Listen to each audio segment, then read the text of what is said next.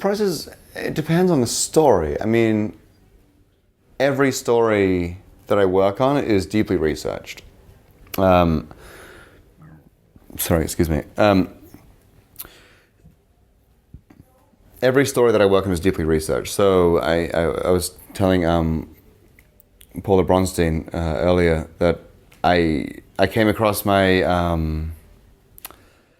my file, like my research file from 2001, 2002, when I was preparing to go into Iraq for the first time. And it was this thick file of A4 pages that had like the CIA World Fact Book, and then like different reports that had been made in Iraq, and like every New Yorker story for the last 50 years in Iraq, and books and blah, blah, blah. And then there were dozens and dozens of these thick pages of Arabic, where I was learning Arabic, which I don't speak Arabic. Because as it turns out, I was accidentally learning classical Egyptian Arabic over Iraqi Arabic. Which is useless in Iraq. Well, somewhat useless.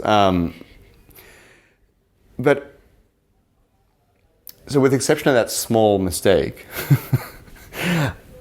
everything that I mean, as a tourist, I think it's fun to go into a particular country and just learn it as you go. Like, oh, Cambodians like to wear this, that scarf. Oh, and they take their shoes off. I think, wow, that's interesting. As a reporter, you need to know everything back to front before you go into these places. It needs to be, you're not learning cultural traits while you're on the road. That stuff is already ingrained in you before you get there. What you're learning is how people are responding to the situation around them. That is all you should have, that's all you should be focusing on while you're working in these places. I mean, particularly a war zone. A mother who has just lost her child does not want to explain to you the intricacies of a Kosovar Albanian funeral as she's burying her son. You understand that before you get there. You understand how that tradition actually takes place.